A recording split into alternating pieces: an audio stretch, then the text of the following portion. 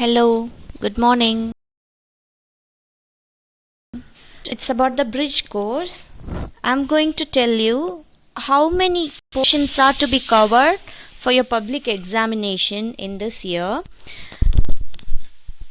You have to write all the answers for 90 marks. Questions will be asked for 90 marks க்கு கேட்பாங்க questions. 21 marks இருக்கும். அதே மாதிரி there are 4 parts. Part A, Part B, Part C and Part D.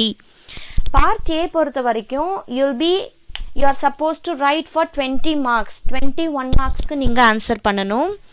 As far as the Part B is concerned, you have to answer for 2 marks கேட்பாங்க. அதுல number 30 or 27 will be compulsory question. அப்படின்னா compulsory இல்லாம you have to answer for 6, அதாவது 6 2 marksக்கு நீங்க answer பண்ணணும். கம்பல்சரியோட சேர்த்து 7 2 marksக்கு நீங்க answer பண்ணணும். This is for 14 marks. ஓகேவா? Now we are going to see இப்போ part C என்னன்றது பார்க்கலாம். Part C பொறுத்த வரைக்கும் the same pattern is followed for the part C as well. Part B ல எப்படி நீங்க 7 marksக்கு எழுதுனீங்களோ, that is 7 questions 14 marksக்கு எழுதுனீங்களோ, அதே மாதிரி 7 questions for part 3 also you have to write. அதுல ஒரு compulsory வரும், number 40 இல்லனா 37. okay, 40th question இல்லனா 37th question நீங்க compulsory வரும். அதே மாதிரி part C ல வந்து 7 3 marks attend பண்ணணும். so 7 into 3 is 21. இதுல 21 marks நீங்க attend பண்ணணும். next is part D. இதுல options இப்போ part B ஆ இருக்கட்டும் part C ஆ இருக்கட்டும், அவங்க எப்படி கேட்பாங்க அப்படின்னா 10 questions கொடுத்து ஏதாவது 7 எழுதணும் அப்படின்னு சொல்லுவாங்க. அந்த கம்பல்சரி நீங்க கம்பல்சரி எழுதி தான் ஆகணும். அது இல்லாம எனி 6 நீங்க எழுதணும். ஆனா பார்ட் டி பொறுத்த வரைக்கும் எய்தர் இல்லனா ஆர் அப்படின்னு கேட்பாங்க. எய்தர் ஆர் பொறுத்து அப்படின்னா you have to part இப்போ 41 question number 40 ல இருந்து 41 ல இருந்து 47 வரைக்கும் part D. அவ்வளவுதான், மொத்தமே 47 questions தான். அதுல A B அப்படின்னு ரெண்டு ஆப்ஷன்ஸ் கொடுப்பாங்க. either or. அந்த 41 ல you have to either write A or write B. புரியுறதா? இது வந்துட்டு 7 into 5 35. இந்த 5 mark questions பொறுத்த வரைக்கும் 35 marksக்கு நீங்க எழுதணும். so total 90 marks. again I'm making you understand this. again I'm telling you 20 marks for 1 marks. 20 mark வந்து 1 marksக்கு, 14 marks வந்து 2 marksக்கு, 21 marks for 3 marks and 35 marks for 5 marks. புரியுறதா? அவ்வளவுதான். total you have 90 marks. okay, next என்னன்றத பாப்போம். first I'm going to tell about the contents.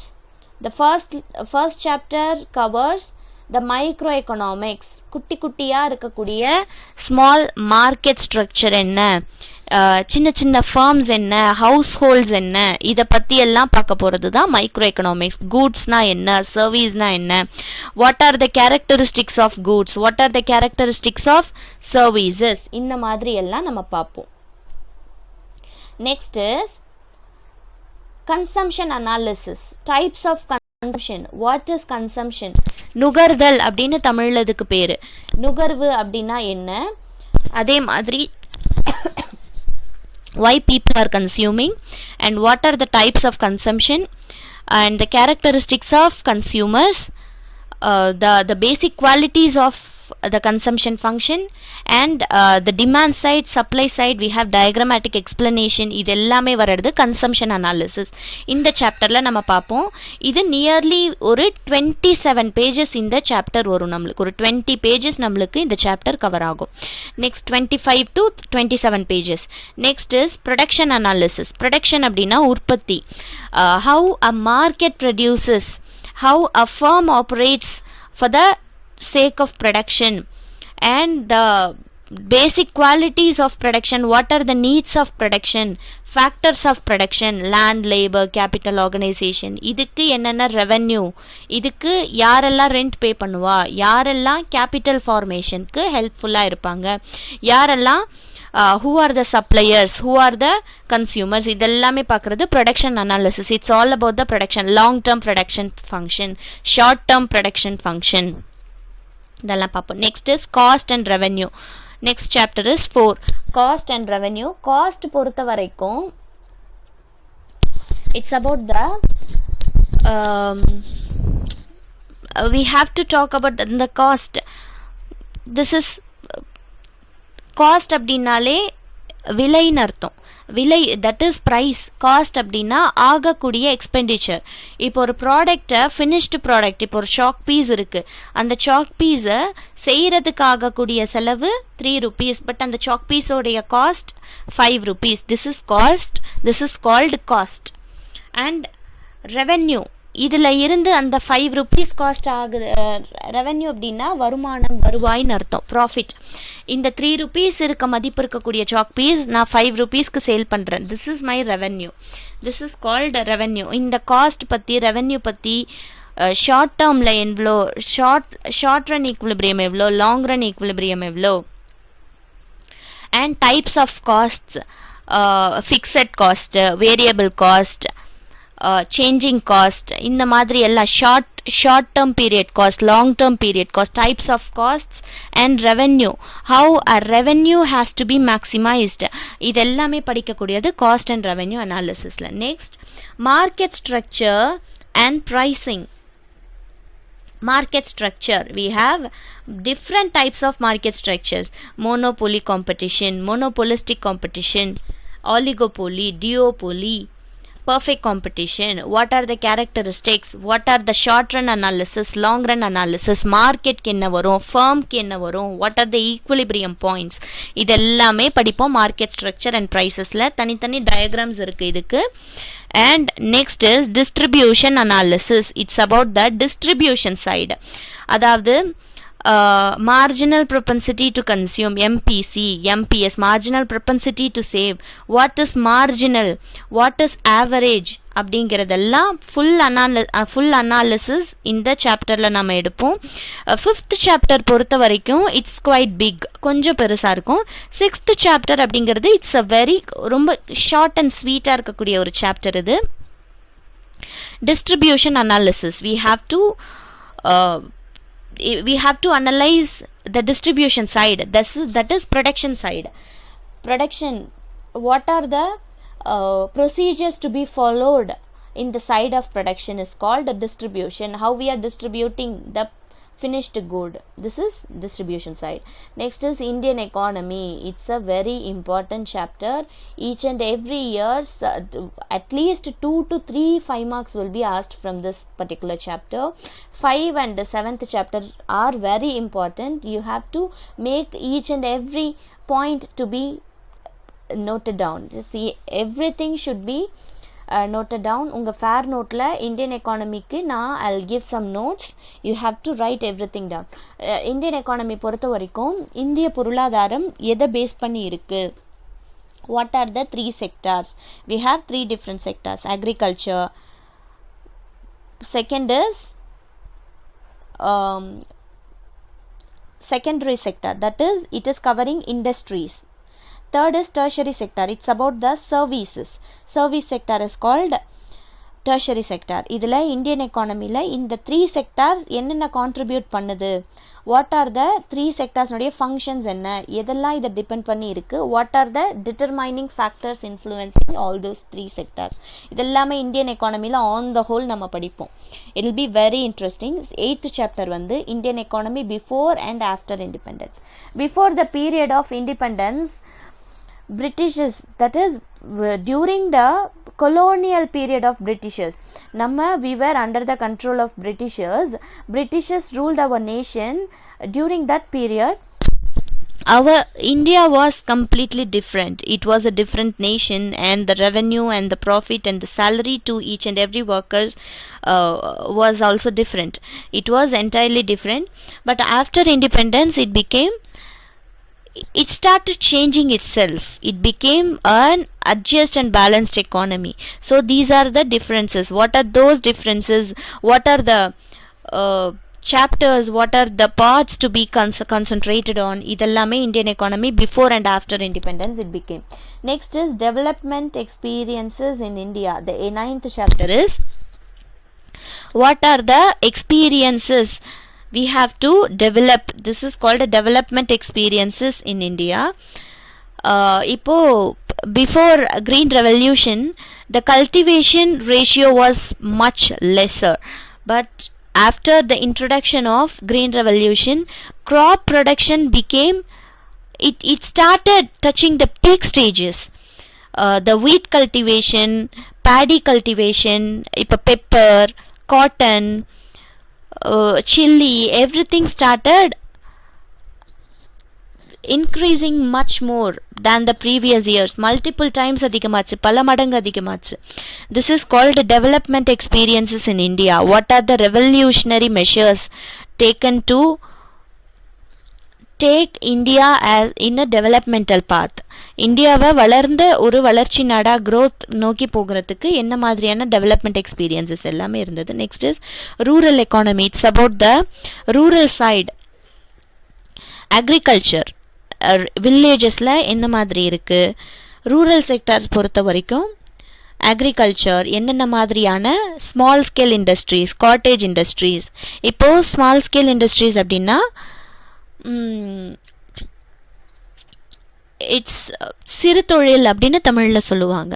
We have அந்த சின்ன சின்ன கிராமம் சைடில் இருக்க நூல் மில்லு, அப்புறம் small scale industries have license, they have the authority to run, but small cottage industry னு ஒரு டைப் இருக்கு. பிக்கிள் மேக்கிங் இண்டஸ்ட்ரி, ஊறுகா தொழில் செய்கிறது, குட்டி குட்டி பட்டாசு தொழிற்சாலைகள், த கிராக்கர் மேக்கிங் காட்டேஜ் இண்டஸ்ட்ரீஸ்னு பேர். அப்புறம் இந்த சோடா, அப்புறம் இந்த மாதிரி சாஃப்ட் ட்ரிங்க்ஸ் எல்லாம் செய்வாங்க. இந்த ரஸ்னா பாக்கெட்ஸ், இந்த மாதிரி ரஸ்னா பேக்கெட்ஸ், இந்த மாதிரி பேக்கெட்ஸு, இன்னும் சின்ன சின்ன cottage industries they don't even have proper licensing facilities. அவங்க அங்கே ஒர்க் பண்ணுற ஒர்க்கர்ஸ்க்கு ஒரு சின்ன பேசிக் ஃபெசிலிட்டிஸ் கூட இருக்காது. But still they are running their economy. This is all about the village economy, rural economy. Next is Tamil Nadu economy. இப்போ ரூரலில் இருந்து நம்ம கொஞ்சம் சிட்டிஸ் வந்துட்டோம். we have 33 districts இருக்குது தமிழ்நாடு பொறுத்த வரைக்கும். அந்த தமிழ்நாட்டில் வேறு என்னென்ன விஷயங்கள்லாம் இருக்குது, what are the transport facilities இருக்குது. we have electric facilities from என்னென்ன மாதிரியான என்னென்ன பவர் ஸ்டேஷன்ஸ் தமிழ்நாட்டில் இருக்குது. தெர்மல் பவர் ஸ்டேஷன்,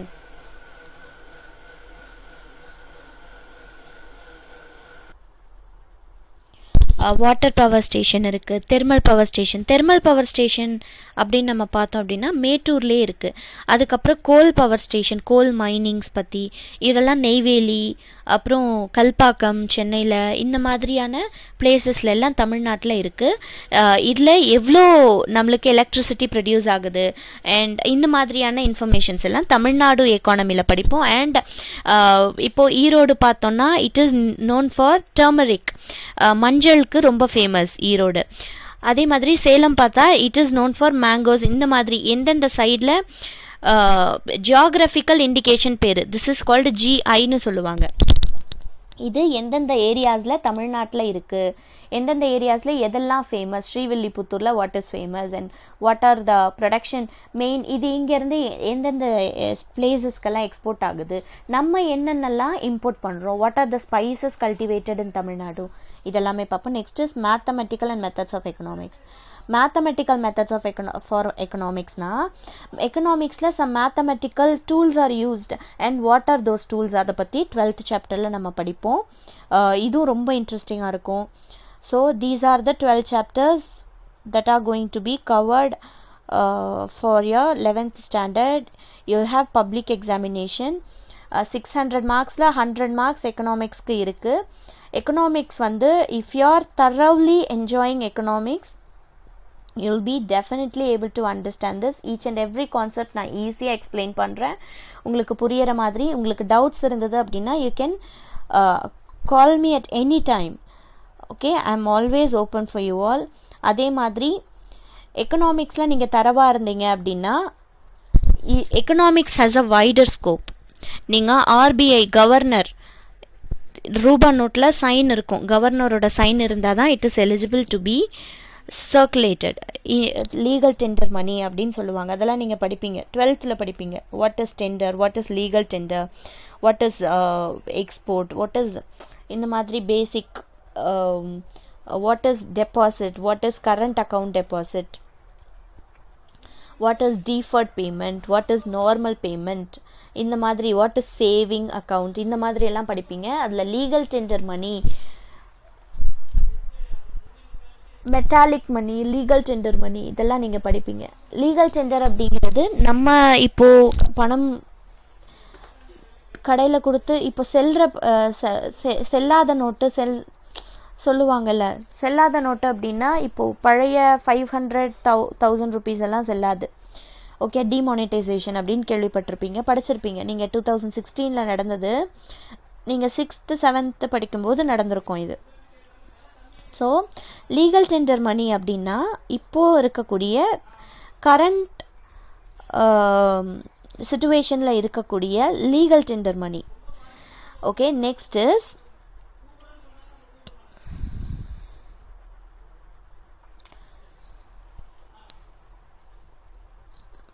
நீங்கள் எக்கனாமிக்ஸில் நல்லா தரவாக இருந்தீங்க அப்படின்னாலே இந்த லீகல் டெண்டர் மணி நம்ம பார்த்தோம்ல, 10 rupees, 50 rupees note, 100 rupees note, இதில் கவர்னருடைய சிக்னேச்சர் இருக்கும். சிக்னேச்சர் இருந்தால் தான் இட் இஸ் எலிஜிபிள். அப்போ தான் அந்த நோட்டு செல்லும். இப்போது ஆர்பிஐனுடைய governor should at least know economics, அவங்களுக்கே எக்கனாமிக்ஸ் தெரியணும். ஆர்பிஐ கவர்னர் தான் is the only authoritated person who can control the rate of interest at every stage. Repo rate இதெல்லாம் நீங்கள் நியூஸ் பேப்பரில் பார்த்துருப்பீங்க. ரெப்போ ரேட் அப்படின்னா ஒரு பர்டிகுலர் பீரியட் ஆஃப் டைமில் சிடிஆர், எல்எல்ஆர் இதெல்லாம் நீங்கள் இன்னும் வரக்கூடிய ஃப்யூச்சரில் படிப்பீங்க. இப்போ ஃபிங்கர் டிப்பில் இருப்பாங்க. ஸோ எக்கனாமிக்ஸில் நல்ல தரவாக இருந்தீங்க அப்படின்னா you also can become a governor of RBI. உங்களுக்கு கவர்னர் ஆகலாம் நீங்கள் ஆர்பிஐக்கு. You can become an economist. Raghuram Rajan, மன்மோகன் சிங் இவங்கெல்லாம் வந்து ஃபேமஸ் எக்கானமிஸ்ட். இவங்கள மாதிரி அமர்த்தியாசன்லாம் நோபல் பரிசு பெற்ற எக்கானமிஸ்ட். ஸோ இந்த மாதிரி பெரிய பெரிய எக்கானமிஸ்டாக நீங்கள் ஆகலாம். எக்கனாமிக்ஸ் நல்ல தரவாக இருந்தீங்கன்னா ஆர்பிஐனுடைய கவர்னர் ஆகலாம். ஈவன் வேர்ல்டு பேங்க்கில் ஆஃபீஸர் ஆகலாம். You can become an officer, you can become a chief head of World Bank. World Bank உலகத்தில் இருக்க அத்தனை உறுப்பு நாடுகள், அத்தனை that is we have more than 248 country, அந்த countriesல 248 nationsல above 220 nations are the member countries of World Bank. அதில் World Bankல member countries இருக்காங்க. அதில் ஏகப்பட்ட autonomous bodies இருக்குது. அதில் அதனுடைய சீஃப் ஹெட்டாக நீங்கள் ஆகலாம். ஸோ எக்கனாமிக்ஸ் நல்ல தரவாக இருந்தீங்கனாலே ஸோ தீஸ் ஆர் த, அதில் 11th தான் பேசிக். 11th புக் நீங்கள் நல்லா தரவு பண்ணிங்கன்னா யூ கேன் கண்டிப்பாக not only CA commerce students எல்லாம் சார்ட்டட் அக்கௌண்டன்ட், நீங்கள் ஆடிட்டர் ஆகணும் அது மட்டும் கிடையாது. You can achieve many things. அதனால எக்கனாமிக்ஸில் நல்லா தரவாக இருங்க, economics and commerce. Okay, thank you. And இந்த 12 சாப்டர்ஸில்